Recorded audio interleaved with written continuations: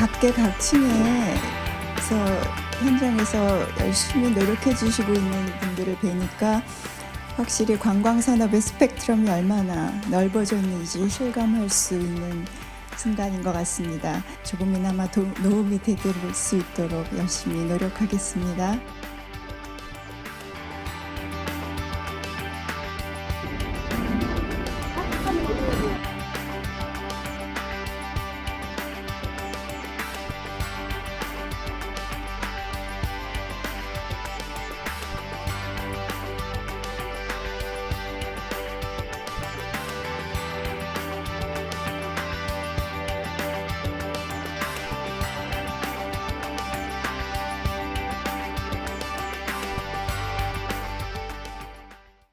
네, 세 분과 이어가겠습니다. 김유진 아나운서, 홍정성 기자, 양재민 변호사 나오셨습니다. 어서 오십시오. 안녕하세요.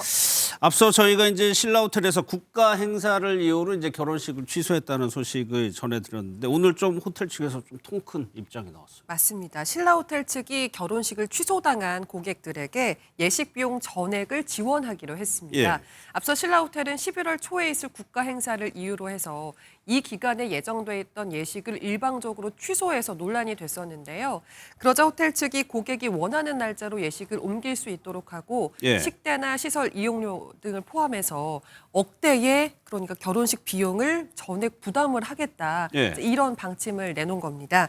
이에 따라서 실제로 한 예비 부부는요. 내년 3월로 예식을 연기했다고 하고요. 호텔 측이 예식에 들어가는 1억 6천만 원 정도를 1억 6천만 원? 네, 예. 전액 부담하기로 한 것으로 전해집니다. 1억 6천만 원 굉장히 큰 돈인데 일반적으로 이렇지는 않겠죠. 그렇죠. 이례적이라는 평가인데 사실 지금 이 결혼하는 커플마다 금액은 다르겠지만 지금 예. 한 예비 부부가 3월로 미루면서 1억 6천인데 기존에 이제 알려졌던 게 8커플이었거든요. 이렇게 되면 지금 이제 신라호텔에서 지불하는 이제 감당하는 비용이 뭐 한 자릿수 수억이 아니라 10억이 넘을 수도 있는 이제 그런 상황인데 이 호텔 신라 측에서는 이 브랜드 가치 또 고객과의 신뢰를 지키기 위해서 이런 과감한 결정을 내렸다 하고 있어요. 예. 그래서 지금 많은 분들이 통 큰 결정이다. 굉장히 반기고 있는데 지금 호텔 신라 관계자들은 개별 이제 이 고객들과 협의 중이어서 자세한 세부 사항 금액은 알릴 수 없다. 예. 국가 행사를 인해서 취소된 거 혹은 연기된 것에 대해서 굉장히 죄송하다 이런 진심 어린 사과를 전했다 이렇게 알리고 있습니다. 그럼 양 변호사님, 신라호텔 말고 다른 데서 그럼 결혼을 하겠다. 이럴 경우에는 또 어떻게 될까요? 그러면? 그렇게 된다면 이 드는 비용을 계산을 해서 추후에 손해배상을 받아야 될 것으로 보입니다. 예. 왜냐하면 날짜가 꼭 그 날짜에 결혼을 해야 된다라는 커플들도 분명히 있을 수 있거든요. 그렇기 때문에 보통은 이제 예식장 예약을 할 때 계약금을 내고 그리고 예식이 완료되면 이제 잔금을 납부하는 형식이 될 텐데 계약금을 전액 돌려받을 수 있겠고요. 그리고 여기에 드는 이제 뭐 예약하는 드레스라든지 촬영이라든지 메이크업 비용 같은 것도 사실은 취소하게 됨으로써 만약에 반환받을 수 일부 없다라든지 그런 경우에도 이 부분 손해배상 청구가 가능하고 예. 다른 장소에서 예식을 올리게 된다 하면 그 비용을 이제 신라호텔 측에 영수증이라든지 증거를 첨부해서 보내서 배상을 받을 수 있을 것으로 보입니다. 예. 사실 신라호텔의 사장이 이제 이부진 사장인데 이부진 사장이 과거에도 이렇게 좀 이른바 통 큰 결정들을 한 적이 있었어요. 맞습니다. 관련한 여러 일화가 예. 전해지고 있는데요. 먼저 2014년에 한 택시기사가 신라호텔 이 출입문을 차로 들이받는 사고를 낸 적이 있었습니다. 이 일로 택시기사는 4억 원 정도를 배상을 해야 되는 위기에 처했는데요. 이때 당시에 이부진 사장이 이 고의로 낸 사고가 아닌 것 같으니까 상황을 좀 알아보라는 지시를 내렸고요.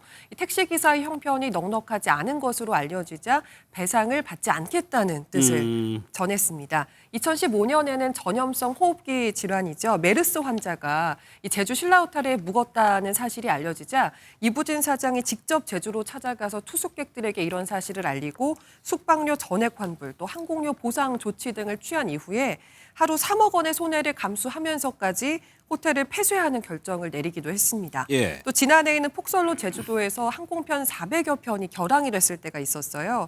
그러자 원칙대로라면 체크아웃을 하고 이제 공항에서 묵이한 이제 좀 대기해야 하는 투숙객들이 하루 더 편하게 호텔에서 묵을 수 있도록 객실 그리고 조식까지 제공했다는 사실이 예. 전해지기도 했습니다. 반응이 예상되긴 합니다만 우호적이겠죠. 예. 네, 우호적입니다. 제일 지금 가장 많이 하는 말이 뭐 노블레스 오블리주다 이런 얘기를 하는데 예. 사실 이제 이게 1808년에 프랑스 정치가였던 이 가스통 피에르가 한 말이에요. 그때 당시에는 이제 귀족의 의무, 고위층의 도덕적 의무를 얘기했고 지금 현대에 와서는 사회적 지도층이라든가 부유층이 본인들이 누리는 특권이 있다면 그에 걸맞은 사회적 책임과 봉사를 다하라 이제 이런 개념으로 쓰고 있는데 예. 이제 누리꾼들 댓글을 보니까 이렇습니다. 부자지만 부자라고 돈 다 이렇게 쓰는 거 아니잖아요. 부자지만 대단하다, 훈훈하다 이런 얘기를 하고 있고 뭐 대장부다, 예. 뭐 이렇게 통큰 결정에 대해서 굉장히 환호하는 분위기입니다. 예.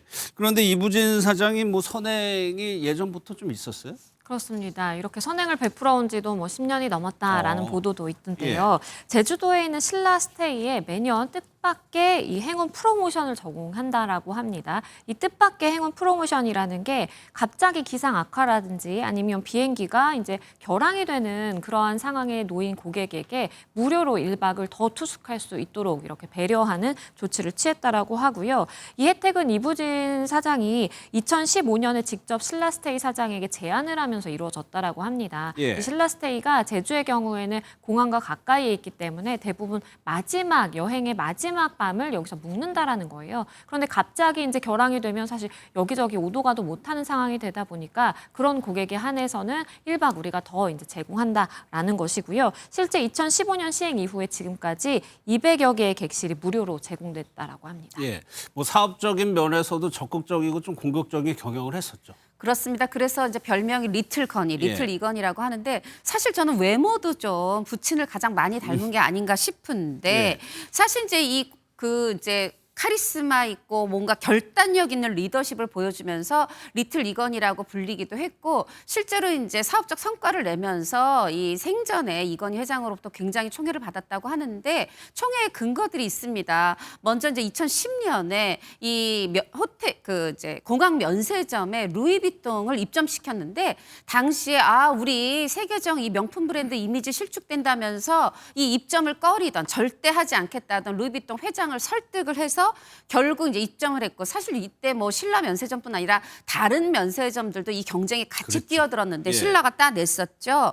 뭐 뿐만이 아니라 이제 신라스테이를 보고 어떤 분들은 5성급 서비스를 4성급 가격에 받을 수 있다. 가성비 호텔이다. 물론 4성급 호텔 가격도 비싼 가격이지만 그런 내가 내는 가격보다는 더 좋은 서비스를 받는다. 이런 평을 받았는데 실제로 3년 만에 흑자 전환을 했어요. 예. 이제 이런 부분들이 총회의 배경이 되지 않았을까 싶고 예전에 또 생각해 보시면 한복을 내가 입었다고 신라호텔 레스토랑 들어가려고 했더니 입장을 거부당했다. 이런 한복 디자이너 이예수님께서 좀 불편을 토로하신 적이 있는데 네. 이것에 대해서 뻣뻣하게 군 게 아니라 직접 찾아가서 사과했죠. 이런 융통성 넘치는 경영, 어떤 이런 태도, 이런 부분에 대해서도 지금 이번에 다시 한 번 더 다 끌어올려져서 칭찬받고 있네요. 예.